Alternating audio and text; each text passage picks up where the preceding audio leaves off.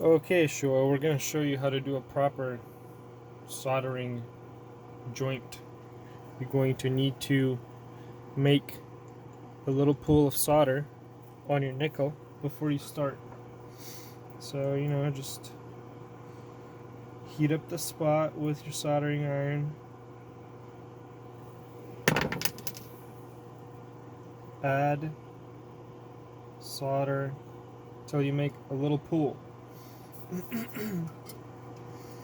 Then you have to pre-tin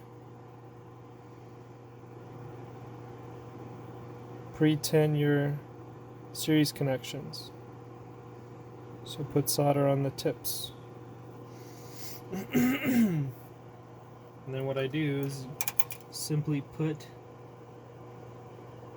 it on that connection, one end, hold it with your soldering iron, add a little bit of solder to start melting your pre-tinned wire solder, and then you can see that it'll slowly bond with your little pool that you made, and you can add a little bit more solder.